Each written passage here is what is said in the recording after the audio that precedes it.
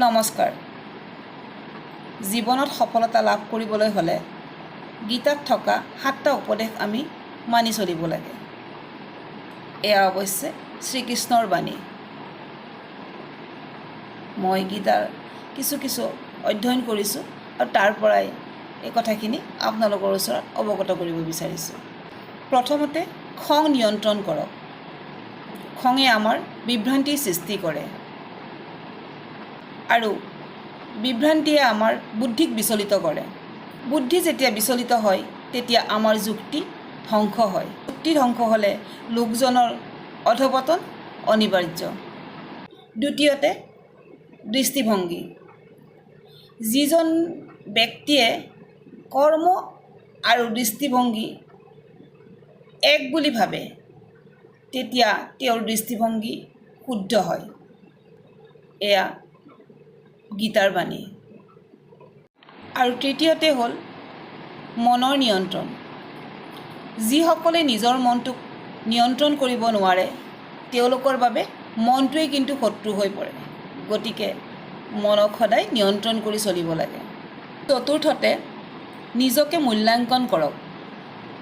অজ্ঞানতাৰ সন্দেহবোৰক আত্মজ্ঞানৰ তৰোৱালেৰে কাটি হৃদয়ৰ পৰা আঁতৰাই পেলাওক। শৃংখলাবদ্ধ হওক। এয়াই হ'ল নিজক মূল্যাংকন কৰা। পঞ্চমতে হ'ল নিজকে নিৰ্মাণ কৰক। মানুহ সদায় নিজৰ বিশ্বাসৰ দ্বাৰাই সৃষ্টি হৈছে। তেওঁ নিজে যি বিশ্বাস কৰে তেওঁ সেই হৈয়েই পৰে। গতিকে বুজি পাইছে ন? 6 নম্বৰতে হ'ল অনুশীলনৰ খুব প্ৰয়োজন। অনুশীলন প্ৰয়োজনীয়তা। আমাৰ মনবিলাক খুব অস্থিৰ আৰু নিয়ন্ত্ৰণ কৰা খুব কঠিন, কিন্তু ইয়াক অনুশীলনৰ দ্বাৰা নিয়ন্ত্ৰণ কৰিব পৰা যায়। গতিকে অনুশীলন একান্তই প্ৰয়োজন। আৰু গীতাত কোৱা একেবাৰে শেষৰটো উপদেশ হৈছে 7 নম্বৰ উপদেশ।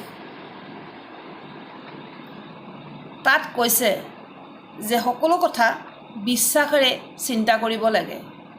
বিশ্বাসেৰে চিন্তা কৰিলে যেনেদৰে বিশ্বাস কৰা হয় তেনেদৰেই কামবোৰ হয়।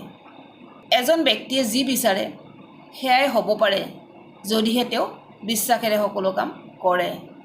ধৰি লওক এজন ল'ৰাই ডক্তৰ হ'ম বুলি ভাবিছে, কিন্তু তেওঁ পঢ়াত বৰ এটা ভাল নহয়, কিন্তু তেওঁ চেষ্টা কৰিছে। একান্ত যদি মনৰ ওপৰত বিশ্বাস থাকে পাৰিব, আৰু তেতিয়া তেওঁ সঁচাকৈ পাৰিব।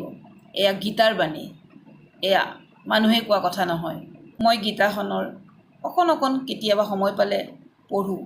এনেকুৱা নহয় যে একেবাৰে আৰম্ভণিৰ পৰা শেষলৈকে মই পঢ়িব পাৰিছোঁ।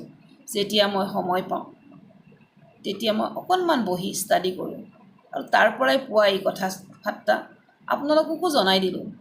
যদি কিবা ভুল হয় তেন্তে ক্ষমা কৰিব, আৰু যদি কিবা জানিবলগীয়া থাকে মোকো জনাব।